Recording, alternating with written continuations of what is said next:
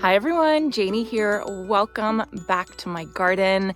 It is exactly 1 week since my second foot surgery, and I'm feeling really good. I'm ready to go, but I'm holding myself back. I'm doing such a better job this time.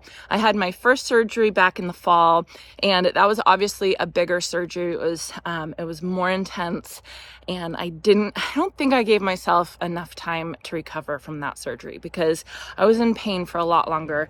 This surgery was a lot easier, but I gave myself plenty of days of literally doing nothing, and I feel a lot better this time. So this is the least amount of pain I've had in months, which is, you don't realize how tiring pain is until you don't have it anymore. And it's just like, oh, I'm just ready to go, but I'm still holding myself back.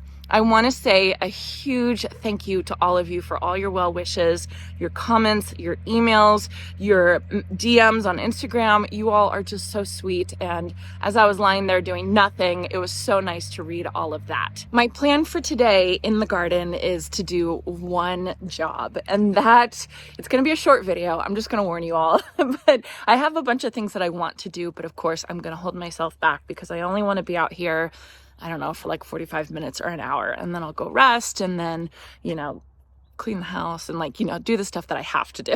So today what I wanted to get done is cutting back my ornamental grasses. And if you live in my area, if you live in a warm climate like I do, now is the time to cut back your ornamental grasses because they're going to start growing soon. And when they grow up through the middle. The new growth comes up through the middle, and you don't want the new growth to get too tall so that when you cut them back, you're cutting off the new growth. Because if you cut off the new growth, you're going to see that for the whole season. So you want to make sure that you cut back your ornamental grasses before they start growing. My last frost is the end of February, beginning of March, and it is, it's the first week, second week, mid-February-ish. So it's time to start cutting these back because these guys are going to start growing. If you live in a cooler environment than I do, and your last frost is later in the season, you obviously can push it back, but you just want to make sure you cut back those ornamental grasses before new growth starts growing. So the ornamental grass that I have planted here in my Zig Zag planter in front of my house is purple fountain grass, which is a pennisetum. So pennisetum is a type of ornamental grass that you want to cut back in the late winter, early spring. You can cut it back in the fall, but it's so pretty. I had so many of these seed heads. A lot of them have kind of come off. We had a really bad rainstorm last weekend and a lot of them fell off, but I've been enjoying these plants all winter long. So that's why I don't want to cut it back until about now. And I don't even want to cut it back now. So these are pennisetums. There's also panicums you can cut back. There's miscanthus you can cut back.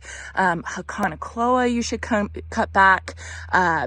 Calamagratis, Carl Forster grass you should cut back, just so you have that new beautiful growth the next season, and you don't have these old leaves that if you don't cut that back, it's going to stay there and it's not going to look very nice all season long.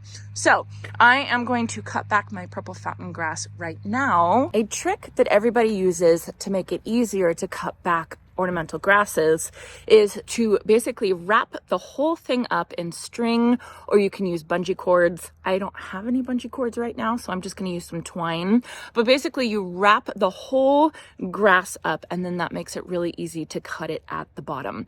You want to cut it about 2 to 4 inches, 3 to 6 inches, kind of around there. You want to leave enough of the old growth to protect the new growth, just in case you have any last minute frosts or anything like that. Again, it's the first week of February. We still have about 3 more weeks, 70% risk of frost, and then after that it goes down from there. So there could still very well be a frost, and you want to leave a little bit of the old growth to protect the new growth. So these are my supplies for today. I just have some garden twine, pretty simple. I have my gardening gloves, I have my pruners, and then I have my big bucket where I'm going to put the grasses in. So I have about 6 of them. It should be pretty easy. It looks like we have a little bit bit of a drizzle going on. Hopefully it doesn't start too much. So yeah, so this is it. This is what I want to get accomplished today. Let's get going.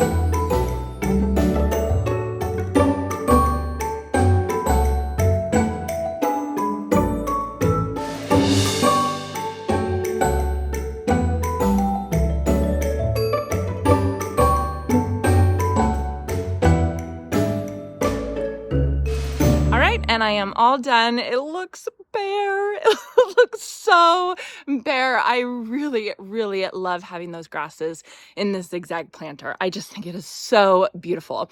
So now if you wanted to divide your grasses, now is the time to do it. So you could dig this up, break them in half, break them in quarters, put them in different pots, or even just plant them back in the same spot, you know, like a quarter in that spot, and then move them. Grasses are really easy to divide at this time of year. These grasses I just planted in the fall, and they were already that big. They were, you know, I want to say there were gallons that I planted, gallon size grasses that I planted, and they were already that big. Purple fountain grass will get up to 4 feet tall and 4 feet wide. So if I leave them here for next year, I'm going to have Jason's help to, you know, put it all together while we put a rope around it, and then cut it. But because they were so young, it was easy for me to do it myself. So let me turn the camera around and I'll show you all a closer look. Look at how bare. And Jeffrey's watching us. He disapproves. So I just came through and I just cut everything back, I don't know, a couple inches. What would you say that is? 3 inches or so. And then once I cut it all back, it kind of showed this whole area. This is the drawback of waiting until late winter to cut it back, because then I couldn't plant all my daffodil bulbs really close to the grasses. So there's going to be kind of a break, which I knew that it was going to be like that when I decided to leave the grasses up over winter. But what I'm thinking about doing, I have this area over here that kind of comes around, and I was thinking about just stealing some of those bulbs and then planting them around the grasses so that it doesn't look like such bare spots once all the daffodils come up. So yeah, so that is it. That's all I'm going to do today. That was maybe 30 minutes, including moving the camera around. So I'm pretty happy with that. It is definitely starting to rain. So I think that this is perfect timing. So friendly reminder to either cut back your ornamental grasses now or start thinking about cutting back your ornamental grasses. You just want to catch it before the new growth starts. So look into it. And again, Pennisedums, Panicums, Miscanthus, Calamagratis, what am I forgetting? Heclanocloa. I'm probably forgetting more. But just if it's an ornamental grass, you should think about starting to cut it back. I had a lot of people, not a lot of people, just some people leave comments saying they were concerned about me planting purple fountain grass in my zigzag planters because it's going to get huge. And yes, I have that concern as well. And I think that that is a concern. I don't think that that's a concern, because I think that even if they get huge, it's going to be beautiful. I really, really love that shape in these zigzag planters. So I've decided I'm going to leave these in all year. for this year. They're probably going to get massive, but I'm super excited about it. And then I'm going to interplant with annuals once it's time to start planting annuals. For now, I have these daffodils, this daffodil blend. It's spring loaded. I always forget the name of this blend. Spring loaded. I'll put it on the screen. I always forget it. Bloom Factory, that's what it is. Spring Loaded was last year's mix. Okay, so it's Bloom Factory. So hopefully that should start blooming in about a month or so. It is raining and it is time for me to go inside. I'm pretty proud of myself. I limited it to just like 35, 40 minutes out here in the garden and I feel good. So I hope you enjoyed this and I hope you all have a chance to get in your garden today.